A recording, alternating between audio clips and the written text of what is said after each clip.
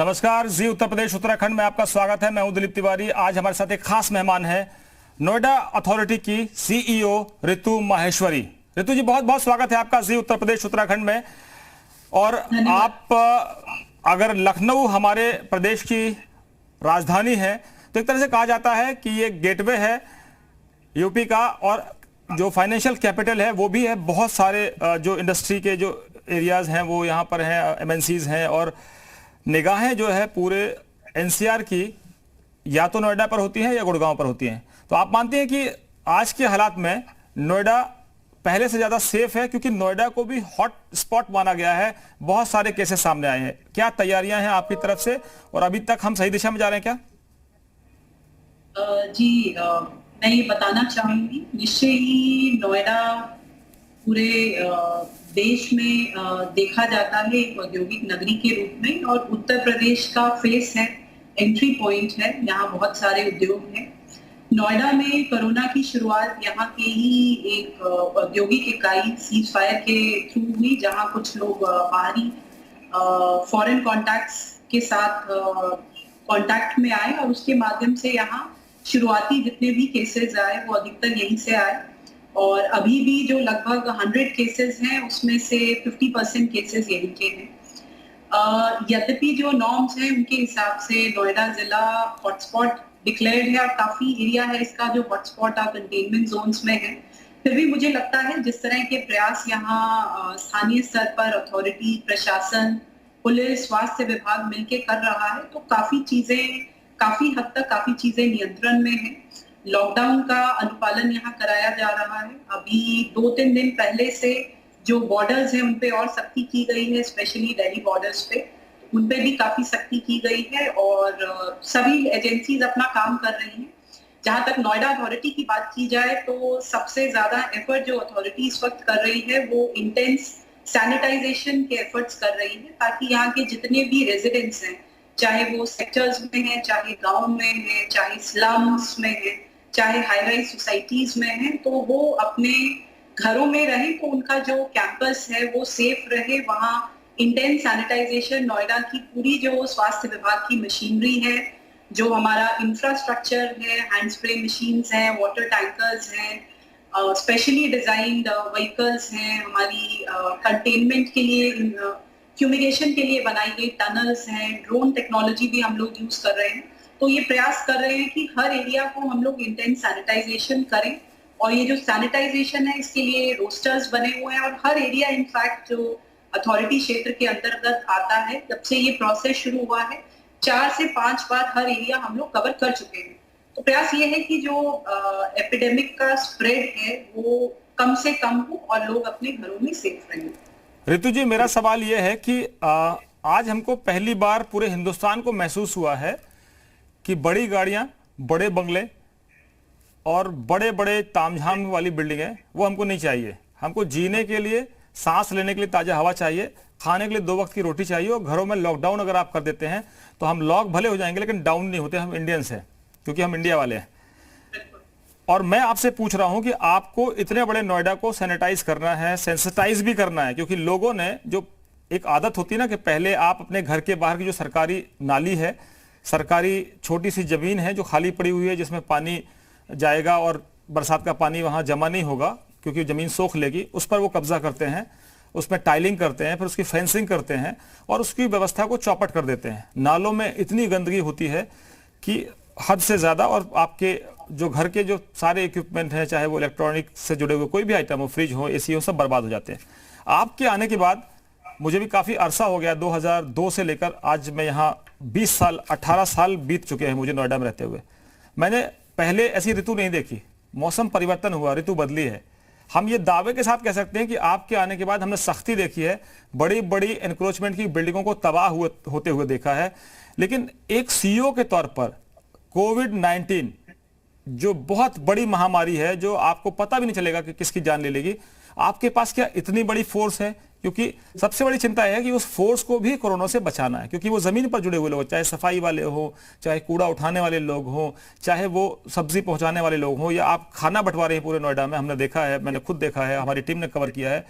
तो आपकी अपनी फोर्स सेफ है कोरोना से?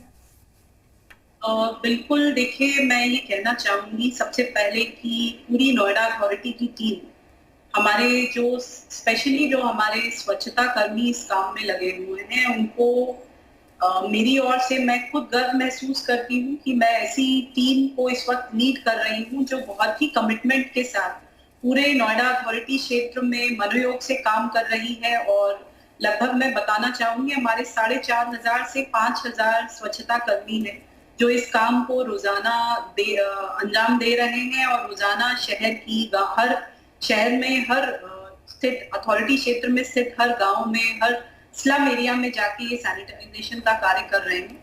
निश्चय ही ये बहुत ही एक चैलेंजिंग कार्य है, क्योंकि इस वक्त हम सभी लोग यही अपील करते हैं लोगों से कि अपने घरों में रहें, परंतु वो हमारे ऐसे रियल कोरोना वॉरियर्स हैं जो जाके इस लड़ाई के चलते हुए, इस एपिडेमिक के चलते हुए अपना काम कर रहे हैं। तो निश्चय सबसे पहले उन सभी को मेरी ओर से भी सलाम, उन लोगों को बहुत बहुत बधाई, बहुत अच्छा काम कर रहे हैं। दूसरा मैं ये कहना चाहूंगी कि अथॉरिटी की तरफ से हमारे जो सीनियर ऑफिसर्स हैं और हम लोग सभी पूरा प्रयास कर रहे हैं कि जितनी हमारी फील्ड में टीम लगी हुई है वो सेफ रहे। उनको सुरक्षा के लिए सोशल डिस्टेंसिंग कैसे पालन करनी है उस पे भी हम लोग लगातार उनको ट्रेन कर रहे हैं। इसके अलावा उनका जो इक्विपमेंट्स हैं, चाहे वो मास्क है, चाहे वो ग्लव्स है, चाहे हैंड सैनिटाइजर्स है, वॉशिंग का प्रोसेस है, ये सब चीजें उनको लगातार हम लोग मुहैया करा रहे हैं। और जो यूज मटेरियल है, चाहे वो ग्लव्स है, चाहे वो मास्क है, उनका प्रॉपरली हम लोग जो हमारी कॉन्ट्रैक्चुअल एक एजेंसी है उसके माध्यम से हमारे सफाई कर्मी और जो रेजिडेंसेस से भी जो इस तरह का वेस्ट निकल रहा है उसको अलग से हम लोग कलेक्ट करके, और जो हमारी बायोमेडिकल वेस्ट डिस्पोजल एजेंसी है जिसके साथ चालक है उनको दे रहे हैं। तो पूरा प्रोसेस हम लोग फॉलो कर रहे हैं, जिससे जो कर्मचारी, जो हमारा स्टाफ इस प्रोसेस में इन्वॉल्व है, उनके पास पहला वो पूरी सुविधाएं रहें जिसका वो यूज कर पाए। दूसरा, जो यूज्ड इक्विपमेंट्स हैं वो प्रॉपर्ली डिस्पोज ऑफ हो पाए। तीसरा, हमारी जो मैंने स्टाफ बताया उसमें से लगभग 90-95% आउटसोर्स या कॉन्ट्रैक्चुअल स्टाफ है। तो कॉन्ट्रैक्टर्स के माध्यम से इनका इंश्योरेंस भी होता है, कुछ लोगों ने नहीं कराया था तो उसको भी हम लोग स्ट्रिंजेंट कर रहे हैं ताकि इंश्योरेंस प्रोसेस भी प्लेस में रहे, ताकि अगर भविष्य में किसी को कुछ चोट, छोटी मोटी चोट भी लगती है तो उसको भी हम लोग कवर कर पाए। तो हमारा स्टाफ सेफ रहना हम लोगों के लिए बहुत आवश्यक है कि वो कोरोना से बचा भी रहे। दूसरा, ना केवल ये बल्कि हमारी कम्युनिटी किचन्स में भी स्वच्छता कर्मियों के अलावा कम्युनिटी किचन्स में हम लोग, मैं बताना चाहूंगी, लगभग 1,10,000 फूड पैकेट्स अब डेली बांट रहे हैं। तो हमारा बहुत सारा स्टाफ है जो डिस्ट्रीब्यूशन में लगा हुआ है, तो उनको भी हम यही सेम प्रोटोकॉल उनके साथ फॉलो करते हैं, मास्क, ग्लव्स उनको देते हैं, चेंज कराते हैं। साथ ही अब जिला प्रशासन से हम लोगों ने अनुरोध किया है कि जो भी हमारे फील्ड में लगे हुए स्टाफ हैं, स्पेशली जो फूड डिस्ट्रीब्यूशन में हमारा स्टाफ लगा है और जो वेंडर्स कुछ डोर स्टेप डिलीवरी में हमारे हॉटस्पॉट्स में लगे हैं, उनकी लिस्टिंग करके हम लोग उनकी रैंडम सैंपलिंग भी, टेस्टिंग भी कराने वाले हैं, ताकि कोई अगर उनमें भी केस डेवलप हो रहा हो तो वो सही समय पे ट्रैक हो जाए, जिससे वो खुद भी सेफ रहे, उनकी फैमिली भी सेफ रहे, और जो लोग जिनसे वो मिल रहे हैं, जिन तक वो अपनी सेवाएं पहुंचा रहे हैं, वो भी उनसे सेफ रहे। ऋतु जी, अक्सर ये कहा जाता है कि जब मुश्किल वक्त होता है तो लोगों को भगवान याद आते हैं, और मुश्किल वक्त में भगवान कौन है आप बेहतर समझ सकते हैं। मैं कल आपसे व्यक्तिगत तौर पर मिला था और मुझे ये इंटरव्यू कल की बात हुई थी कि मैं करूंगा, लेकिन कुछ ऐसी मुश्किल आई कि मैं आप तक पहुंच नहीं पाया और आज हम आमने सामने हैं। मैं आपसे जानना चाहता हूं कि मुश्किल वक्त में इस बार हमने याद किया कूड़े वाले को, मुश्किल वक्त में हमने याद किया होम डिलीवरी सप्लाई करने वालों को, हमने पिज्जा हट या डोमिनोज या बर्गर वालों को याद नहीं किया। हमने याद किया कि हमको दाल चावल सब्जी रोटी मिल जाए, मदर डेयरी खुली रहे, सफल खुला रहे, या सब्जी वाले आ जाए। बाद में संकट आया कि भाई इनसे भी आप प्रभावित हो सकते हैं। प्रेस वाला है, झाड़ू वाला है जो झाड़ू लगाता है, और जो आपके हॉर्टिकल्चर डिपार्टमेंट के लोग हैं जो साफ हवा के लिए पेड़ पौधे लगाते हैं। नए भगवान के तौर पर हमने डॉक्टर्स को देखा है। पुलिस वालों की तस्वीर जो जहन में होती थी, करप्ट, बारबेरियन, या अक्सर वो लोगों को तंग करने वाले लोग, या सब लोग उनसे परेशान रहते हैं। लेकिन पहली बार हमने तस्वीर देखी, मैंने police commissioner mister Alok Singh का भी एक इंटरव्यू किया था इसी संबंध में। तो उन्होंने कहा कि मेरी पत्नी रोज मेरे लिए महामृत्युंजय का जाप करती हैं कि मैं जाऊं, सुरक्षित रहूं, फील्ड से वापस आऊं और अपनी फोर्स को सुरक्षित रखूं। उनके ऊपर जिम्मेदारी है। आप घर में बैठे क्या सोचती हैं, आपके पति भी सिविल सर्वेंट हैं, तो जब इंट्रोस्पेक्ट करते हैं, आप लोग बात करते हैं, तो आपको लगता नहीं कि आपकी जिम्मेदारी है कि वॉरियर आप भी हैं, पत्रकार भी आपके पास बैठे, हम भी आपके पास आए थे कल, हमने तो मास्क और गमछा दोनों बांध रखा था कि ताकि आप भी प्रभावित ना हो और आपसे हम प्रभावित ना हो इस मामले में कम से कम। पहले लोग कहते थे कि दिल मिले ना मिले हाथ मिला लीजिए, अब तो यह है कि साहब दिल भी मिल रहे हैं और नहीं भी मिल रहे हैं तो हाथ मत मिलाइए, हाथ जोड़ लीजिए। आप क्या कहेंगे, क्या सीखा आपने इस पूरे घटनाक्रम में, लॉकडाउन में? देखिए, बिल्कुल आपने सही कहा। और ऐसे कर्मी हैं, चाहे हमारे पुलिस के स्टाफ हैं, अधिकारीगण हैं, सभी लोग इस एपिडेमिक के पूर्व भी अपना काम करते थे। लेकिन निश्चय ही जब पूरा इस वक्त देश लॉकडाउन में है, प्रदेश लॉकडाउन में है, नोएडा लॉकडाउन में है, तो लोग जब घरों के अंदर हैं तो शायद इन चीजों की रियलाइजेशन ज्यादा होती है कि किस तरह से गवर्नमेंट सेटअप में या प्राइवेट सेटअप में, जैसे हमारी होम डिलीवरीज भी इस वक्त चल रही हैं, ऐसे लोग हैं जो सिस्टम को अभी भी चला रहे हैं, और ना केवल चला रहे हैं लेकिन बहुत ही निष्ठा के साथ चला रहे हैं। तो जो चाहे स्वच्छता कर्मी है, चाहे पुलिस का स्टाफ है, सब परिवारों से जुड़े हुए हैं, सबका अपना परिवार है। बहुत सारे ऐसे लोग हैं जो खुद जो क्षेत्र में जाते हैं इस वक्त अपने घर से दूर रहते हैं, ताकि अगर उनको एक्सपोजर हो भी रहा है तो एक्सपोजर उनकी कोरोना वॉरियर्स हैं, उनकी फाइट जो लोग घरों में बैठे हुए हैं उनसे कहीं ज्यादा मुश्किल नहीं, क्योंकि उनके लिए डेली का चैलेंज ना केवल काम करना है परंतु अपने आप को भी सुरक्षित रखना है। और सबसे बड़ा भय जो उनके मन में रहता होगा कि अगर वो इन्फेक्ट होंगे तो जहां वो जा रहे हैं वो एरिया भी प्रभावित होगा, और सबसे बड़ी बात है उनका अपना परिवार भी प्रभावित होगा। तो निश्चय ही जो चौकसी हम लोग उनके ऊपर रखते हैं उससे ज्यादा चौकसी वो अपने आप के ऊपर भी रखते हैं। और जैसा मैंने शुरू में कहा, निश्चय ही तहे दिल से ऐसे वॉरियर्स, चाहे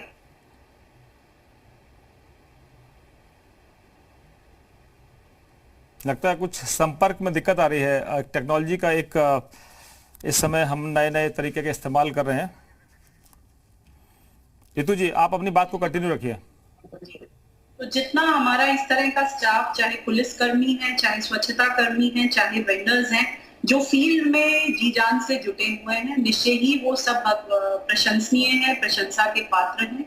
और जैसा मैंने शुरू में भी कहा, हम लोग सब अपना काम कर रहे हैं, लेकिन आम आदमी के लिए, सिटीजन्स के लिए सबसे ज्यादा जरूरी इस वक्त ये है कि वो खुद घरों में रहें, ताकि जो लोग उनकी सुरक्षा में बाहर काम कर रहे हैं वो सुरक्षित रहें और बेहतर तरीके से काम कर पाए। आपके परिवार में क्या बातचीत होती है जब आप भी सिविल सर्वेंट हैं, आपके हस्बैंड भी सिविल सर्वेंट हैं, बच्चे क्या कहते हैं कि आप लोग दिन भर फील्ड में क्यों रहते हैं? या कहते हैं कि कहते हैं कि ठीक है, आपको जरूरी है करना? चाहे कोई भी गवर्नमेंट सर्वेंट है या जो भी इस वक्त इस एपिडेमिक को फेस करते में जो बाहर निकल रहे हैं, फैमिलीज भी ये जानती हैं कि घर में प्रिकॉशन भी ले रहे हैं, लेकिन जो राष्ट्रीय सेवा है, जो गवर्नमेंट सर्विस है, जो इस वक्त काम हम लोग कर रहे हैं, वो सबसे ज्यादा महत्वपूर्ण है, क्योंकि एसेंशियल सर्विसेज हम लोगों को मेंटेन करनी है ताकि लोगों तक कोई भी लोगों को परेशानी ना हो। तो फैमिली भी पूरा सपोर्ट करती है, और वो भी, चाहे हमारे परिवार है, चाहे और परिवार हैं जो इस तरह के कामों में जुड़े हैं, मुझे लगता है सभी गर्व महसूस करते हैं कि हमारे परिवार के किसी सदस्य को आम लोगों तक पहुंचने का, उनकी सेवा करने का, और ऐसी राष्ट्रीय आपदा में राष्ट्र के काम आने का, अपने शहर के काम आने का मौका मिल रहा है। तो निश्चय ही सभी गर्व महसूस करते हैं। चिंता जरूर होती है, तो हम लोग भी प्रिकॉशंस रखते हैं, लेकिन सामान्यतः उनको गर्व महसूस होता है। रितु जी, हम अक्सर ये कहते हैं कि सोच बदलो। हमारे जी मीडिया की हमने लोगों से अपील की है कि सोच बदलो, देश बदलो और अपना हीरो भी बदल लो, क्योंकि आपका हीरो अगर फिल्म स्टार है, क्रिकेटर है, या कोई भी और आर्टिस्ट है, या कुछ भी ऐसा है जिसको आप अपना आइडियल मानते हैं, अपना हीरो मानते हैं, तो बदल लीजिए आप अपना हीरो। मैंने अपना हीरो चुना है उस पुलिस वाले को जो असिस्टेंट सब इंस्पेक्टर था पटियाला में, पंजाब पुलिस में, जिसका हाथ काटा उन लोगों ने जिनसे उन्होंने पास देखने के लिए कहा था कि आप अपना पास दिखाइए, आपके पास यहां से निकलने का, आने जाने का पास है या नहीं, क्योंकि यहां पर कर्फ्यू लगा हुआ है। उस व्यक्ति का हाथ काट लिया गया, और उसकी हौसले को आप देखिए, उसके हौसले को हम सलाम करते हैं कि एक दूसरा व्यक्ति उनका हाथ उठा के लाता है। वो व्यक्ति अपना हाथ, कटा हुआ हाथ अपने दूसरे हाथ से लेता है और वो एक स्कूटी में बैठ के हॉस्पिटल चला जाता है, और उसका हाथ उस असिस्टेंट सब इंस्पेक्टर को पंजाब पुलिस ने प्रमोट करके सब इंस्पेक्टर बनाया है।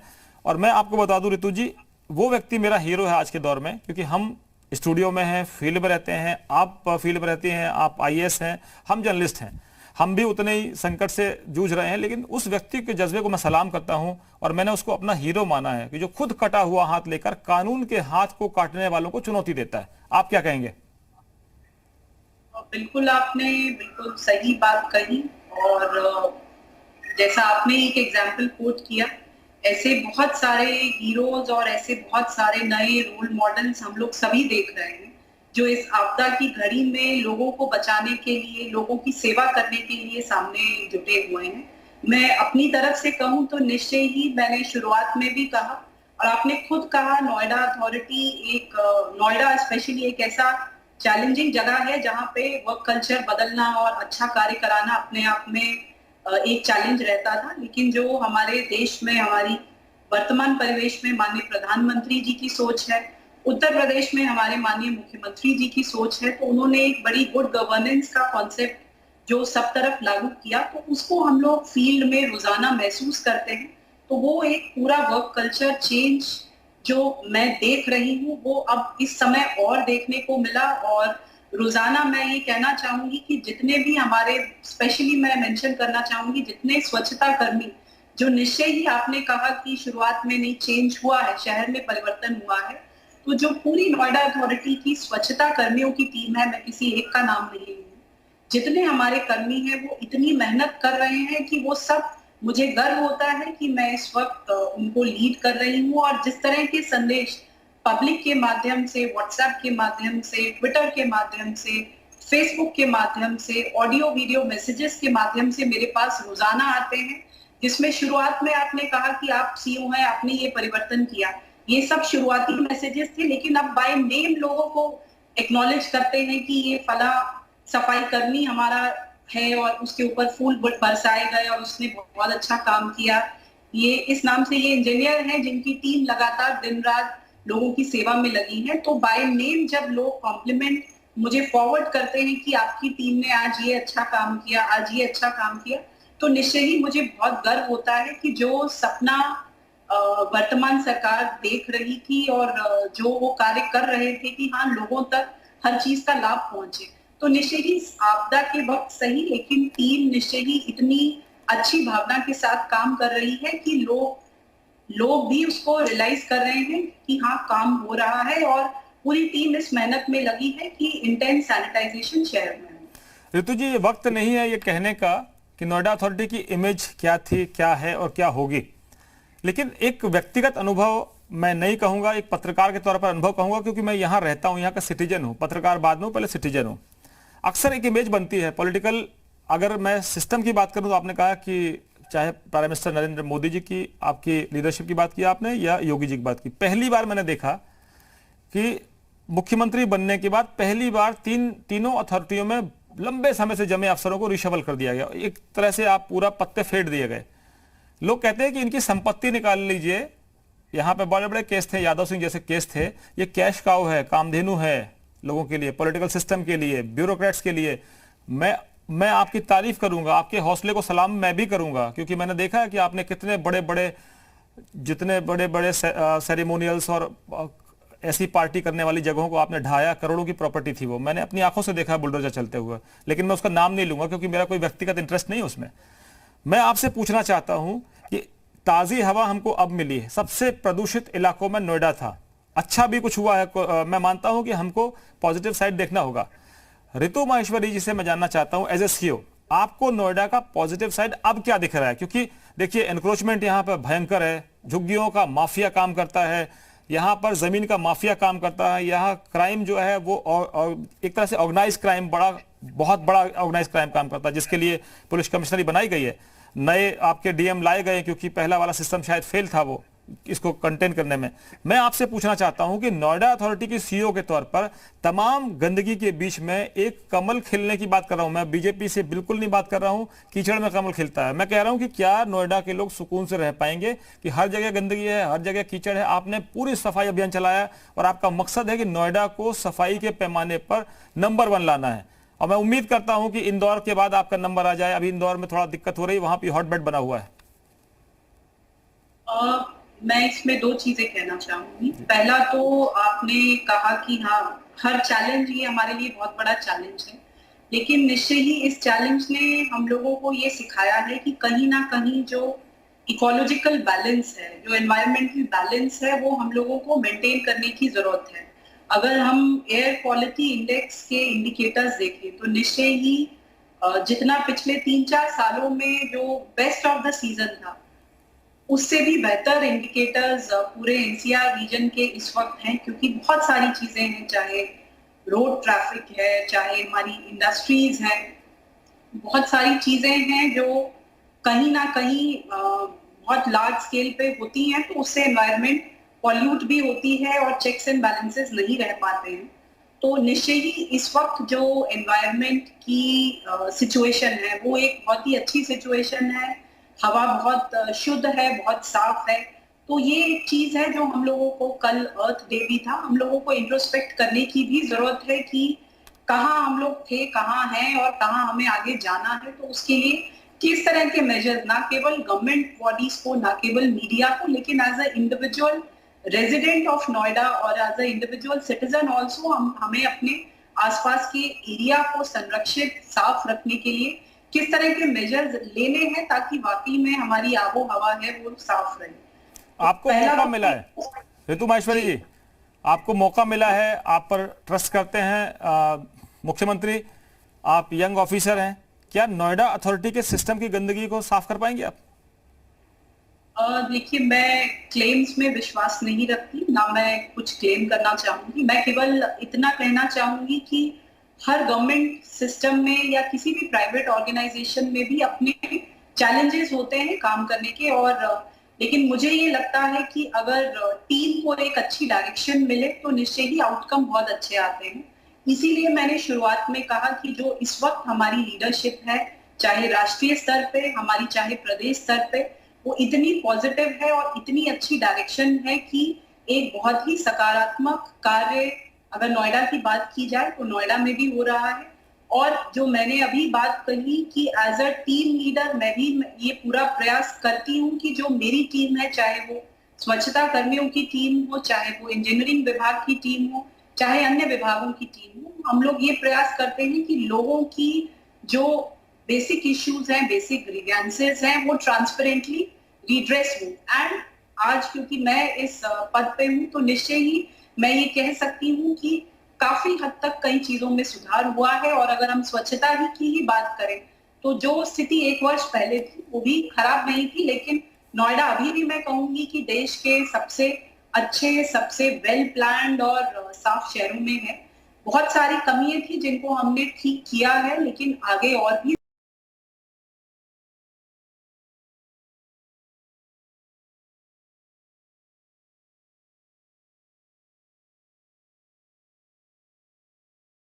स्कोप है। और मुझे पूरी उम्मीद है कि जो टीम इस वक्त जिस तरह से काम कर रही है वो सुधार होगा। मैं यहाँ ये भी कहना चाहूंगी, आपने पूछा कि आपको क्या परिवर्तन दिख रहा है या क्या अच्छी बात आपको दिख रही है।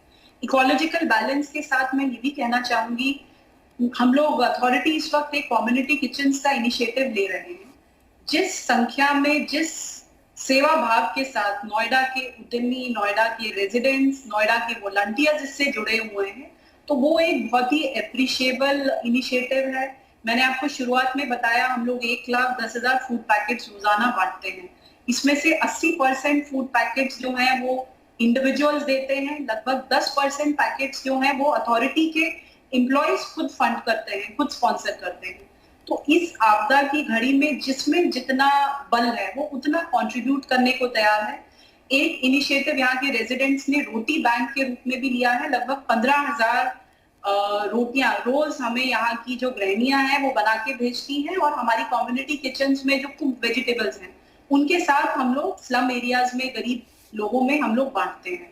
तो ये एक जो एनर्जी है और एक टीम वर्क है, बिकॉज कोई भी सिटी का सक्सेस मॉडल हो, अगर आप इंदौर के स्वच्छता मॉडल की बात करें तो वो भी जब तक सिटीजन्स ने ओन नहीं किया तब तक वो सक्सेसफुल नहीं हो पाया। तो जो हर शहर में जब तक गवर्नमेंट के साथ लोग नहीं जुड़ेंगे, जब तक एक टीम ना केवल विद इन गवर्नमेंट बल्कि आउट ऑफ गवर्नमेंट भी काम करेगी, जिसमें सिटीजन सपोर्ट कर रहे हैं, तब तक वो मॉडल सक्सेसफुल नहीं रहेगा। तो और मुझे लगता है कि यहाँ के लोगों ने गवर्नमेंट के साथ ओनरशिप ले ली है शहर को साफ रखने की, लोगों का सहयोग करने की। तो ये एक अपने आप में बहुत बड़ा अच्छा परिवर्तन है कि लोग भी गवर्नमेंट के साथ जुड़ रहे हैं शहर को अच्छे आयाम पर ले जाने के। ऋतु जी, एक और बात होती है कि रूल्स का वायलेशन करने वाले अक्सर अथॉरिटी के कई बड़े अधिकारियों कर्मचारियों से संपर्क कर लेते हैं। हमने मुंबई में देखा है कि बीएमसी, अगर आप अपने घर के बाहर भी टाइल लगाते हैं, तोड़ते हैं या कोई तोड़फोड़ करते हैं, इलीगल करते हैं, तो बड़ा से बड़ा एक्टर हो, बड़ा से बड़ा स्टार हो, बड़ा से बड़ा उद्योगपति हो, उसको वो तुरंत घर में पहुंच जाते हैं। हमारे यहाँ सिस्टम में जो मैंने चीज देखी है, सबसे पहले घर के बाहर की सरकारी जमीन पर सीमेंटेड कोई भी सिस्टम को बनाना, टाइलिंग करना, फिर उस पर फेंसिंग करना, फिर प्लांटेशन करना, फिर उसको कब्जा करना। लोगों के चलने की जगह नहीं है। दूसरा, ये जगह जगह पर मैं आपको ये चीज और बताना चाहता हूं कि जो लोग रहते हैं वो सिक्योर नहीं फील करते, क्योंकि चारों तरफ, मैं ये नहीं कहूंगा कि जो बाहर का वातावरण है वो हमको इनसिक्योर करता है। सिक्योरिटी ये मुश्किल है कि कैसे करें, लोगों का इन्फ्लक्स इतना है, कोई भी कहीं से आ सकता है, आपके घर सुरक्षित नहीं है, घर बंद हैं तो आप सेफ नहीं है, क्योंकि हालात ये हैं कि क्राइम की स्थिति बेहद खराब थी। अब चीजें बदलेंगी ये उम्मीद कर सकते हैं, पुलिस कमिश्नरी बन गई है। मैं आपसे पूछना चाहता हूं कि गेट लगे हुए हैं, कुछ लोगों ने अपनी सोसाइटी के गेट बंद कर रखे हैं और वो लोगों को आने जाने में तकलीफ देते हैं, और अब के हालात ये बने हैं कि आपको क्लोज डोर की तरह क्लोज सोसाइटीज पर यकीन करना पड़ेगा कि आप अगर एक सोसाइटी में रहते तो अपनी सोसाइटी में इन आउट करिए, नहीं तो आपको कोई कोरोना बांट के चला जाएगा। चाहे वो डिलीवरी बॉय हो, चाहे वो सफाई वाला हो, चाहे कोई भी हो, कोई भी बांट सकता है कोरोना आपके घर लाके।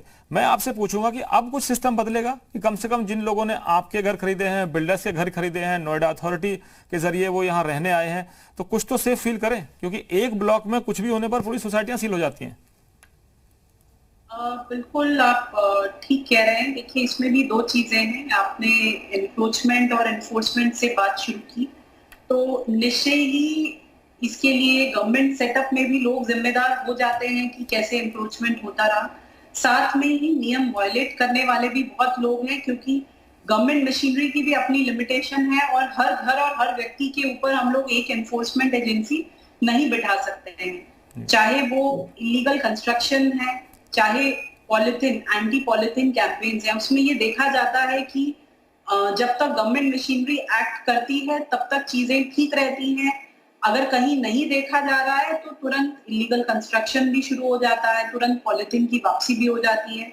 तो कहीं ना केवल हम लोग अपने सिस्टम्स को, हमें भी अपने सिस्टम्स को और स्ट्रेंथन करने की जरूरत है। हम लोग भी जैसे अब GIS मैपिंग इसीलिए कराते हैं ताकि पूरे एरिया की एक प्रॉपर्टी मैपिंग हो जाए और कहीं भी अगर इलीगल कंस्ट्रक्शन होता है तो उसको हम लोग ट्रैक कर पाए।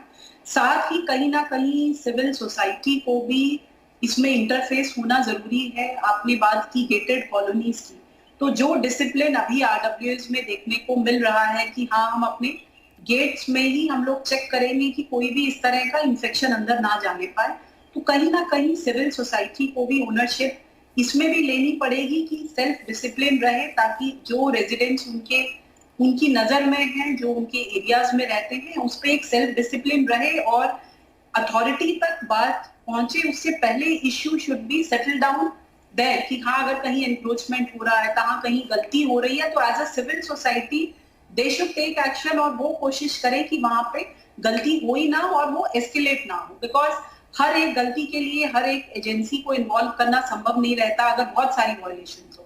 तो सिस्टम्स यद्यपि गवर्नमेंट लेवल पे बनते हैं, लेकिन अगर सिविल सोसाइटी उसमें गवर्नमेंट को कोऑपरेट करेगी, सेल्फ डिसिप्लिन रहेगा, तो निश्चय ही उसका इम्प्लीमेंटेशन बेटर रहेगा। ऋतु जी, ये मेरा व्यक्तिगत मसला नहीं है। मैं बहुत सारे हमारे जो व्यूवर्स हैं वो मुझे व्हाट्सएप के जरिए और बाकी जरिए सवाल कर रहे हैं कि नोएडा अथॉरिटी जो अपने फ्लैट्स बनाती है, अपने कोई भी सिस्टम खड़ा करती है, वहां पर उन्होंने बहुत अच्छी व्यवस्था की है, लेकिन जब वो आपका ड्रेन्स का सिस्टम आता है, आपका पानी की सप्लाई का सिस्टम आता है, तो उनकी एक चाहे वो पावर सप्लाई का मसला आता हो, अलग अलग डिपार्टमेंट है इसमें, तो जब वो एक उम्र पूरी कर लेते हैं तो उसके बाद वो जर्जर हो जाते हैं, खत्म हो जाते हैं। नालियों से पानी कहीं जाएगा नहीं, वो उन्हीं नालियों में भरा रहेगा, और जो ड्रेनेज से कनेक्शन होता है वो भी खत्म हो जाता है। दूसरा, ड्रेनेज के ऊपर कई जगह हमने देखा कि पुलिस चौकियां बना दी गई, कई जगह हमने देखा कि सरकारी कोई ऐसी व्यवस्था कर दी गई है कि जो ड्रेनेज के ऊपर ही रखा हुआ, नालों के ऊपर। तो वो पुलिस वालों का ह्यूमन राइट नहीं है कि जिनको आपने नाले के ऊपर पुलिस चौकी बना के दी है, नीचे नाला है, तमाम तरह की केमिकल वहां पर निकल रहे हैं, मच्छर होंगे, बीमारियां होंगी। तो मैं आपसे रिक्वेस्ट करूंगा कि ये नए किस्म के हीरो हैं ये पुलिस वाले, अगर ये नहीं होते, इनकी हमने सख्ती भी देखी है, किसी को मुर्गा बनाते हैं, किसी को लाठियां चलाते हैं, क्योंकि आपको रोकना है इन सब चीजों को, और वो अपने ऊपर भी तमाम तरह के जुर्म झेल रहे हैं। मैं नोएडा की बात कर रहा हूं। नोएडा में जहां जहां पुलिस चौकियां बनी हैं, क्या ह्यूमन कंडीशंस का, ह्यूमन एस्पेक्ट का ख्याल रखते हुए इनको कोई अच्छी जगह दे देंगे आप?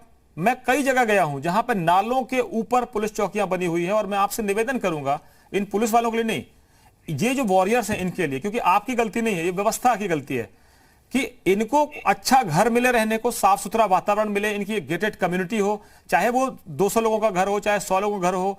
पुलिस लाइन्स आपने बना रखी है, बहुत अच्छी है, मैंने बात भी की थी, देखा भी था कि पुलिस लाइन थोड़ा ठीक ठाक रहते हैं। लेकिन जितने भी नोएडा में पुलिस वाले काम करते हैं, पुलिस के ऑफिशियल्स हों, स्टाफ हों, आपने जगह जगह उनको घर दे रखे होंगे, लेकिन मैं उनकी इनह्यूमन कंडीशंस मैंने देखी हुई है। वो उसी में रहते हैं, उसी में पीछे कहीं छोटा सा मकान बना उसमें सो जाते हैं, खाने की कोई व्यवस्था उनकी इसलिए नहीं है क्योंकि एक सिस्टम है वो, और 24 घंटे ड्यूटी करनी है। तो मैं जिस जगह से गुजरता हूं तो मुझे अफसोस होता है कि अगर मैंने ये वर्दी पहनी होती तो मुझे लगता है कि मैं चल नहीं पाता बहुत लंबे समय तक।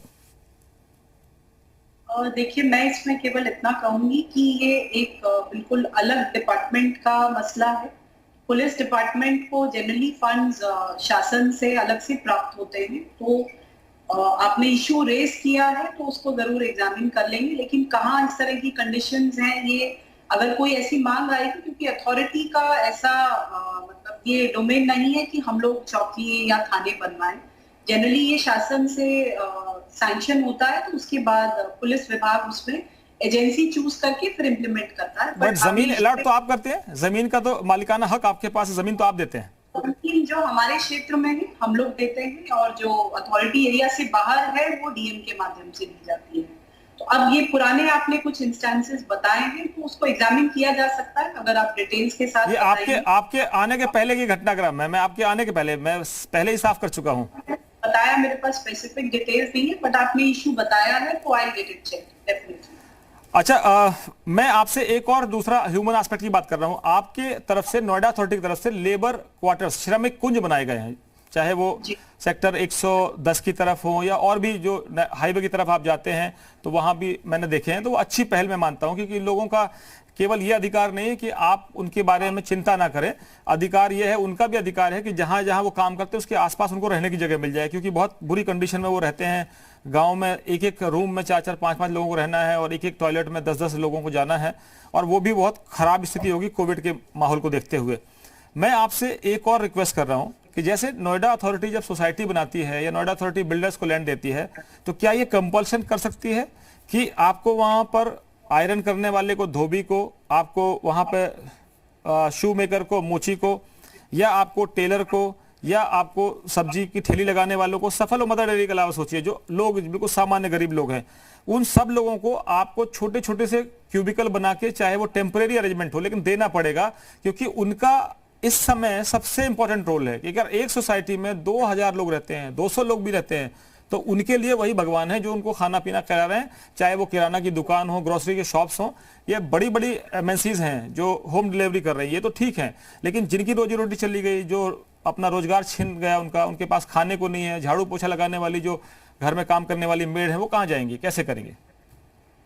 आपने अच्छा सुझाव दिया है, और मैं इसमें केवल इतना बताना चाहूंगी कि जो हमारे बिल्डर्स, जो हमारे फ्लैटेड डेवलपमेंट है, उसमें हम लोग जरूर कन्वीनियंस शॉप्स देते हैं, और जितनी भी यहाँ की हाई राइज सोसाइटीज हैं उनमें सब में कन्वीनियंस शॉप्स हैं। तो जो डेली की एसेंशियल नीड्स हैं, चाहे वो फ्रूट्स वेजिटेबल्स की है, ग्रोसरी है, मदर डेयरीज है, तो इस तरह की नीड्स तो जनरली सोसाइटी के गेट पे हो जाती है। इसी तरह जो हमारे सेक्टर्स हैं उसमें सेक्टर मार्केट्स का कॉन्सेप्ट यहाँ नोएडा में बहुत अच्छा एस्टैब्लिश्ड है। पूरा एक कमर्शियल एरिया बनता है, लगभग सभी जगह है, कुछ सेक्टर्स हैं चुनिंदा जिनमें लैंड ना मिलने की वजह से नहीं बन पाया, बट अदरवाइज सभी एरियाज में कन्वीनियंस शॉप्स का कॉन्सेप्ट है। बट आपने जो बात कही कि जो डेली एसेंशियल्स के लिए, चाहे हमारा धोबी है, चाहे मेड्स हैं, तो इस तरह के वर्क के लिए या तो फ्लैट्स में ही, जैसे जहां तक हाउस मेड्स की बात है, उनके लिए जनरली प्रोविजन रहता है। जहां तक अथॉरिटी की बात है, अथॉरिटी ने अभी तक जो वेंडर्स हैं उनके लिए प्रयास किया है कि उनको जगह दी जाए।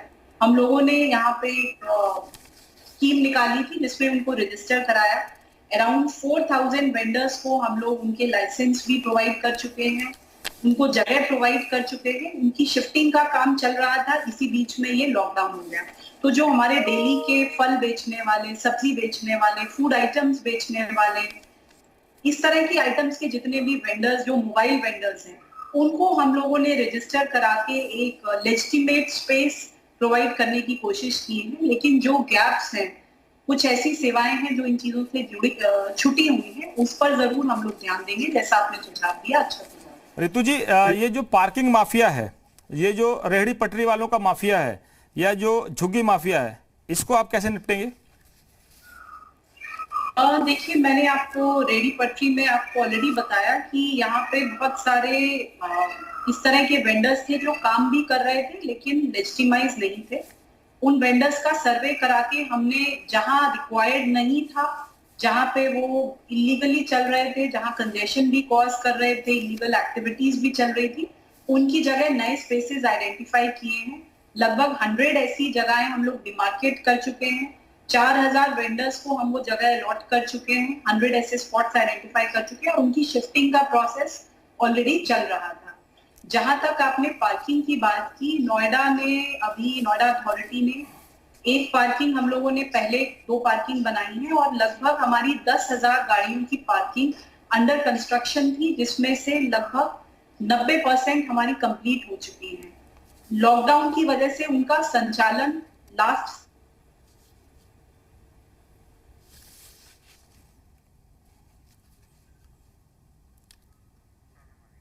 अब देखो, रितु जी से संपर्क फिलहाल टूटा है। 1-2 सवाल हमारे और हैं जो अभी दर्शकों की तरफ से आ रहे हैं। रितु जी से जैसे संपर्क होता है, मैं 2 सवाल लेता हूं और फिर आप लोगों से कहूंगा कि आपके और भी कोई क्वेरीज है तो आप हमको लिख के भेजिएगा और हम रितु माहेश्वरी जी तक पहुंचाएंगे। हम कोशिश कर रहे हैं कि दोबारा जुड़ जाएं, क्योंकि आजकल हम सोशल डिस्टेंसिंग का पालन करते हुए जितनी भी नई टेक्नोलॉजी है उसका इस्तेमाल कर रहे हैं। और अक्सर क्या है, टेक्नोलॉजी बुरे वक्त में आपके काम भी आती है और आपका साथ भी छोड़ देती है, ऐसा भी कई बार देखने में आता है। तो आप नोएडा अथॉरिटी की सीईओ रितु माहेश्वरी को सुन रहे हैं, उनसे हम लगातार वो सवाल पूछ रहे हैं जो जनता के सवाल है। रितु जी, आप कंटिन्यू कर सकती हैं। बीच में आपका आवाज ब्रेक हुई थी और एक बहुत मधुर आवाज आपके वहां से आ रही, शायद मोर वहां पर खुशी मना रहे हैं, मौसम बहुत अच्छा लग रहा है, आसपास आपके मोरों की आवाज आ रही है। बिल्कुल ठीक कह रहे हैं आप। तो मैं पार्किंग की बात कर रही थी। तो हमारी 4-5 पार्किंग्स हैं जो तैयार हो गई हैं और sector 1, 3, 5, 38A, botanical garden, metro station, film city, तो ये लगभग हमारी तैयार पार्किंग्स हैं। जैसे ही लॉकडाउन खुलेगा 1-आध महीने बाद हम लोग इनको ऑपरेशनल कर देंगे। तो 10,000 से ऊपर क्षमता की ये सब पार्किंग्स हैं और इनको हम लोग ऑपरेशनल करेंगे तो निश्चय ही नोएडा में एक जो इश्यू रहता है कि हम लोगों ने सरफेस पार्किंग बहुत सारी दे रखी है, तो वो सरफेस पार्किंग जिन एरियाज में मल्टी लेवल पार्किंग बन गई है, सरफेस पार्किंग को हम मल्टी लेवल में बंद कर देंगे। इसमें लोगों से ये अपील जरूर रहेगी कि एक हम लोगों का माइंडसेट ये जरूर रहता है कि जहां दुकान है, जहां कार्यालय है, हम वहीं अपनी गाड़ी खड़ी करेंगे, उसमें 2 कदम भी चलेंगी नहीं। ये हम सभी लोगों का एक जो यहाँ कल्चर है, शायद वो ऐसा है। तो थोड़ा सा हम लोगों को एफर्ट करना पड़ेगा कि मल्टी लेवल पार्किंग बंद तो जाती है, वो सक्सेसफुल भी है। जैसी सख्ती रितु जी, जैसी सख्ती लॉकडाउन में हुई ना, वैसे ही करनी पड़ेगी आपको, सबको मिलकर हम साथ देंगे आपका, और हम इस सख्ती का पालन कराने के लिए आपकी तारीफ करेंगे। सबसे ज्यादा लोगों को साथ देना पड़ेगा, तभी वो पार्किंग जो हम लोग बना रहे हैं और जो 1-1.5 महीने में लॉकडाउन खुलने के 1-1.5 महीने बाद ऑपरेशनल हो जाएंगी, वो तभी सफल हो पाएंगी। रितु जी आप हमारे साथ बनी हुई हैं। मैं 2 सवाल छोटे छोटे और हैं मेरे। स्वामी अवधेशानंद जी आ गए हैं यहाँ पर हमारे साथ, जरा मैं उनको जोड़ लूं। आचार्य महामंडलेश्वर हैं स्वामी अवधेशानंद जी, हम लोगों पर थोड़ा आशीर्वाद देंगे, स्ट्रेस कम होगा हमारा, आपका, हमारा, और जो लोग कोरोना वॉरियर्स हैं हम जोड़ पाएंगे तो आप जोड़ दीजिए उनको, फिर हम रितु माहेश्वरी जी का 2-3 सवाल लेकर धन्यवाद करेंगे और उसके बाद अवधेशानंद जी को हम जोड़ लेंगे साथ में।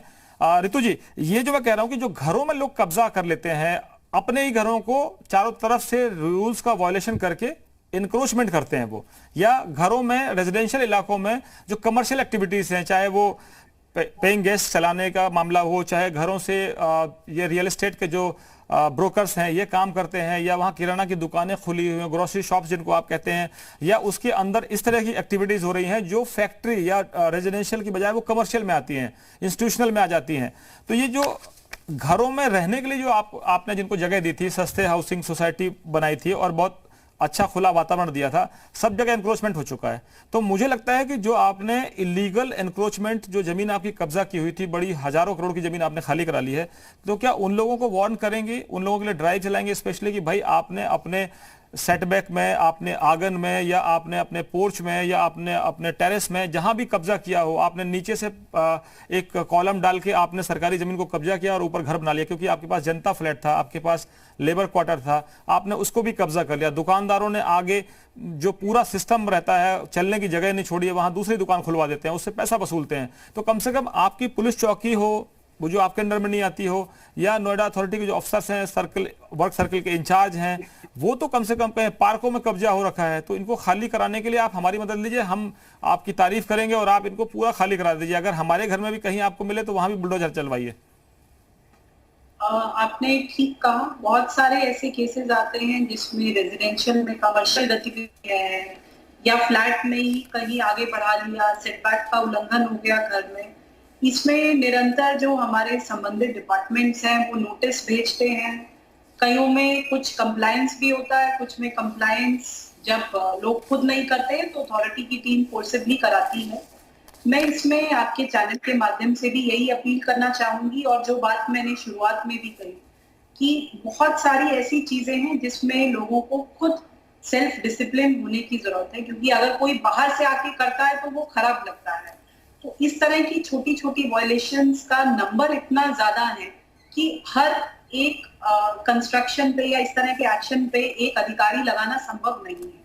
तो कहीं ना कहीं आरडब्ल्यूएस को भी जब ये काम होना शुरू होता है, रेजिडेंट्स को भी तभी कंप्लेन करनी चाहिए, और दूसरा उसको भी जो संबंधित व्यक्ति है उसको भी अपने लेवल से डिसिप्लिन करना चाहिए। दूसरा, जैसे आपने सजेस्ट किया, निश्चय ही इस लॉकडाउन से पहले भी इस तरह का अभियान चल रहा था। हमारे यहाँ जो एनफोर्समेंट की प्रक्रिया है वो थोड़ी टीडियस थी, उसको हम लोग सरल कर रहे हैं ताकि जो हम लोग नोटिसेस भेज रहे हैं वो ज्यादा संख्या में जा पाए और उसको हम लोग इफेक्टिवली इम्प्लीमेंट कर पाए और वो खाली पेपर पे ना रह जाए। तो हम लोग इसको और इफेक्टिवली लॉकडाउन के बाद जब रेगुलर प्रक्रियाएं शुरू होंगी हम लोग और इफेक्टिवली करेंगे। और आपके माध्यम से भी मैं लोगों से ये अपील करना चाहूंगी, इस तरह के वायलेशंस ना करें। अक्सर ये देखा जाता है कि कई बड़े शहरों में देखा भी गया है, हम लोगों ने फेस भी किया है कि बहुत ज्यादा बरसात हो जाती है तो मतलब पूरी सड़कें पानी से भर जाती हैं। पता लगता है कि सफाई करने की जगह ही नहीं है, इतना लोगों ने कब्जा कर रखा है, ड्रेन्स पे कब्जा कर रखा है कि वहां सफाई करने का ही स्कोप नहीं बचता है। तो इस तरह की रोजाना की जो इंक्रोचमेंट्स हैं वो जब बढ़ती जाती है तो इसी तरह से फिर जब कोई एनवायरमेंटल कोई आपदा आती है तो हम ही लोगों को झेलना पड़ता है। इस तरह के बहुत सारे एग्जाम्पल्स अन्य शहरों में, अन्य प्रदेशों में भी देखने को मिले हैं। तो निश्चय ही एक जो इकोलॉजिकल बैलेंस की भी बात हुई तो हम लोग को लिमिट करना चाहिए। मैं ऋतु जी और पूछूंगा कि जो सवाल सबसे बड़ा चिंता का रहता है वो नाले का होता है कि जैसे आपने कहा ड्रेनेज सिस्टम जो है वो लोगों ने चोक कर दिया है या इतना उसको कवर कर लिया है कि वो आप सफाई करने की जो व्यवस्था है वो चौपट हो जाती है। दूसरा, जो ये जो आवारा पशु होते हैं, जानवर होते हैं या डॉग्स होते हैं, कुत्ते, वो आप चाहे मेनका गांधी जी की मैं आलोचना नहीं करूंगा कि आप पशुओं से इतना प्रेम करिए कि उनको कहीं रखने की व्यवस्था करवा दीजिए। मेनका जी, हम मोहल्ले में बच्चों को निकलने से डरता है, हमको लगता है कि डर बच्चे को पकड़ ना ले, फिर वो इंजेक्शन लगाने के लिए घूमिए आप, फिर आप डॉक्टर के यहाँ जाइए। और पूरे मोहल्ले में जिस तरह से वो राज करते हैं, कई बार ऐसा लगता है कि यही असली मालिक हैं इन घरों के, हम तो किराएदार हैं।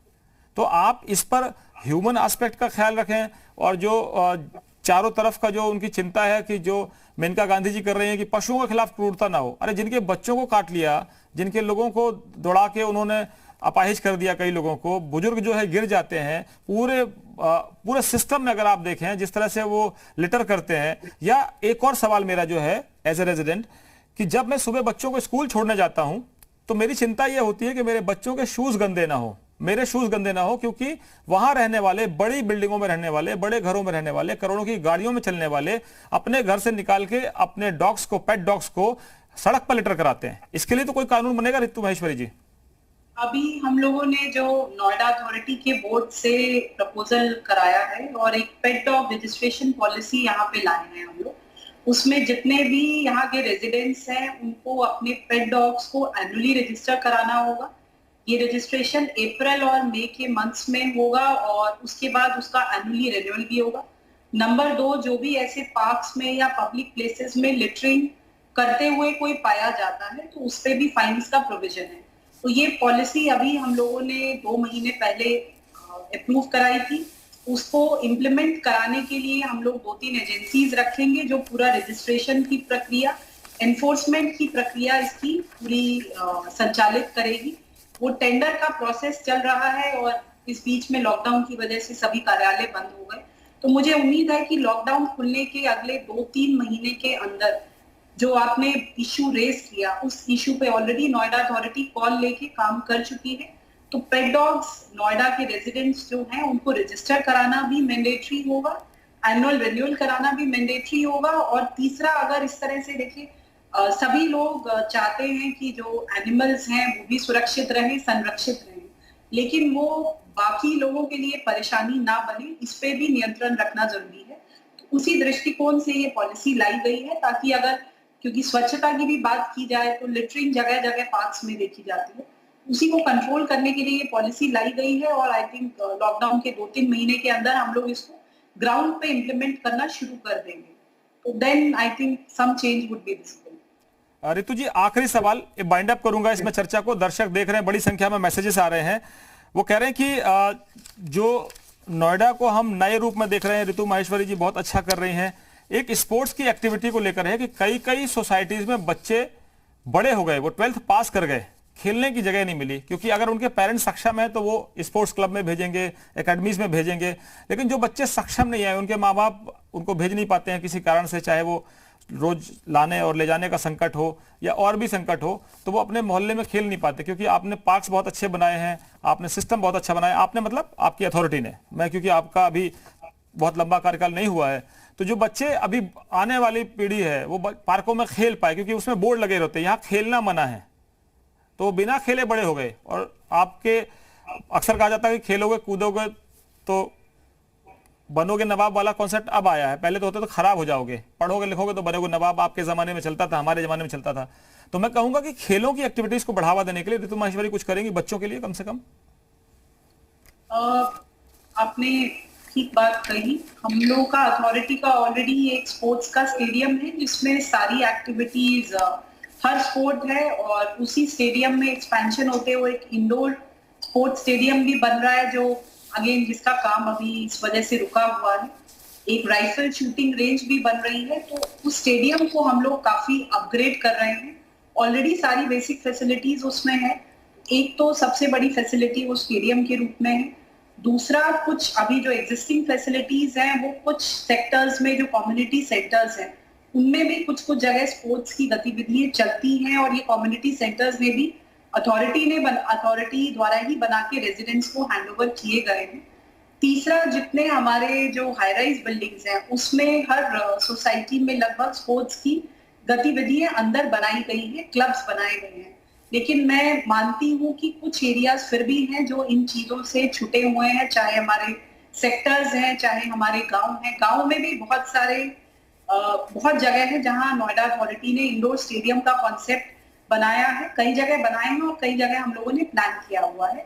बट मैं मानती हूँ कि कई जगह गैप्स है, और नोएडा अथॉरिटी प्रयासरत है कि जिन सेक्टर्स में स्पोर्ट्स की फैसिलिटी हम लोग लोगों तक नहीं पहुंचा पाए हैं, तो जो भी नेक्स्ट इंफ्रास्ट्रक्चर हम लोग डेवलप करें उसमें हम स्पोर्ट्स को प्रायोरिटी दें। पार्क्स में फैसिलिटी अलाउ करना इसलिए संभव नहीं है क्योंकि वो फिर पार्क के रूप में मेंटेन करना उसको संभव नहीं रहता, क्योंकि पार्क की अपनी एक इंपॉर्टेंस है वहां के रेजिडेंट्स के लिए। रितु जी, आपको मैं धन्यवाद करूंगा। उससे पहले मैं इंट्रोड्यूस कर दूं, आचार्य महामंडलेश्वर स्वामी अवधेशानंद गिरी जी महाराज हैं, जो जूना अखाड़ा के पीठाधीश्वर हैं। स्वामी जी, बहुत बहुत स्वागत है। हमारे साथ नोएडा अथॉरिटी की सीईओ रितु माहेश्वरी जी जुड़ी हुई हैं। उनका हौसला बढ़ाने के लिए, वो भी कोरोना वॉरियर हैं, पूरी फौज के साथ पूरी नोएडा की सुरक्षा में लगी हुई हैं, सैनिटाइजेशन कर रही हैं, पूरी टीम को लेकर आगे बढ़ रही हैं, लाखों पैकेट खाने बंटवा रही हैं। तो उनको कुछ आशीर्वाद के लिए कहना चाहेंगे आप स्वामी जी? लगता है वो अभी जुड़ नहीं पाए हैं हमारे साथ। जूना अखाड़ा के पीठाधीश्वर हैं। ऋतु जी, आखिरी सवाल आपसे चलते चलते, शायद ये कहना ठीक नहीं होगा कि ये सब आपके आने के बाद तुरंत बदल जाएगा, लेकिन जो सीज फायर जैसी कंपनियां हैं जो नोएडा के लोगों की जान को खतरे में डालती हैं और चीजों को छुपाती हैं, ऐसी कंपनियों पर, और जो डिफॉल्टर्स हैं, जो खासतौर पर बिल्डर हैं जिन्होंने बड़ी बड़ी जमीनें नोएडा अथॉरिटी से ली थी और आज वो डिफॉल्ट करके बैठे हुए हैं, हजारों लाखों लोग परेशान हैं, उनके मकान नहीं मिल पाए हैं, तो आपकी निगाहें इस तरफ भी हैं? बिल्कुल, मैं ये बताना चाहूंगी कि जब से पिछले लगभग 2.5 वर्ष से यहाँ पे नोएडा अथॉरिटी क्षेत्र में लगभग 40,000 फ्लैट्स कंप्लीट करा के लोगों को हैंडओवर किए गए हैं, तो ऐसा नहीं है कि अथॉरिटी उनमें प्रयास नहीं कर रही है।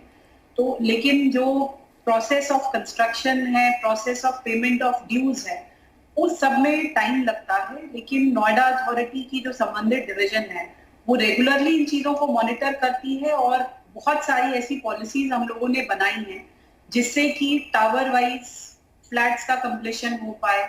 जहां ड्यूज का इश्यू आता है उसको हम लोग इंस्टॉलमेंट्स में करते हैं। अभी 0 पीरियड पॉलिसी गवर्नमेंट ने इंट्रोड्यूस की, तो गवर्नमेंट का पूरा प्रयास है कि जितने रेजिडेंट्स जिनके फ्लैट्स अभी तक हैंडओवर नहीं हुए हैं, अंडर कंस्ट्रक्शन है, अथॉरिटी उनको फैसिलिटेट कराए। और जैसा मैंने बताया, पिछले लगभग 2-2.5 वर्ष में हम लोग 35 से 40 हजार फ्लैट्स पोजेशन दिलवा चुके हैं। इतने ही फ्लैट्स हैं 40 से 50 हजार जो अंडर कंस्ट्रक्शन है। कुछ फ्लैट्स हैं, कुछ बिल्डिंग्स हैं जो लिटिगेशन में है, supreme court, honourable supreme court, high court तक केसेस गए हैं और उनमें भी अब फाइनल निर्णय लगभग सब में हो रहे हैं। तो मुझे उम्मीद है, और जहां जहां हम लोग बिल्डर्स से भी अपील करते हैं, निरंतर हर वीक हम लोग उनके साथ बैठते हैं, तो प्रयास अथॉरिटी की तरफ से लगातार किए जा रहे हैं कि लोग जिनका पैसा फंसा हुआ है, जिनके फ्लैट्स नहीं मिल पा रहे हैं, उनका भी हम लोग पोजेशन दिलवा। ऋतु जी, हमारे साथ जुड़ने के लिए, तमाम सवालों का जवाब देने के लिए, जनता की जो चिंता है उसको सुनने के लिए, उसको समझने के लिए आपने इतना वक्त दिया, मैं आपको और आपकी टीम के हौसले को सलाम करता हूं। जी मीडिया की तरफ से, जी उत्तर प्रदेश उत्तराखंड की तरफ से, हमारे दर्शकों की तरफ से, कि आप हमको सुरक्षित रखे हुए हैं, सेफ रखे हुए हैं और कोरोना के संकट से बचाने में आपकी टीम हमारे लिए दिन रात काम कर रही है। चाहे वो खाने के पैकेट बांटने का मामला हो, चाहे सैनिटाइजेशन का मामला हो, चाहे घर से कूड़ा उठाने का मामला हो, घर घर खाना पहुंचाने का, होम डिलीवरी का मैकेनिज्म डेवलप करने का, दुरुस्त करने का मामला हो, क्योंकि नए किस्म का संकट है। और हम उम्मीद करते हैं कि आपके जैसे ऑफिसर्स जो सिस्टम को दुरुस्त करने के लिए जाने जाते हैं, तो आपका नाम ऋतु है और हम परिवर्तित ऋतु का बार बार हम आनंद लेते रहेंगे और उम्मीद करते हैं कि नोएडा न केवल इंदौर को पीछे छोड़े, बल्कि मैं कहूंगा कि मेरा शहर है, मैं वहां पला पढ़ा हूं और मेरा अपना प्रदेश भी है जहां मैं पैदा हुआ हूं, लेकिन मैं चाहता हूं कि जब मैं रहता हूं, जहां कर्मभूमि है मेरी, वो नंबर 1 पर होनी चाहिए। और मैं जन्मभूमि का भी सम्मान करता हूं, लेकिन मैं उम्मीद करता हूं कि हम और आप सब मिलकर नोएडा को हिंदुस्तान का नंबर 1 शहर बनाएंगे और इसकी जो पहचान है, जो इसके ऊपर दाग धब्बे लगे हुए हैं, वो धुल जाएंगे और पहचान साफ सुथरी होगी। बहुत बहुत धन्यवाद ऋतु जी आपका हमसे जुड़ने के लिए।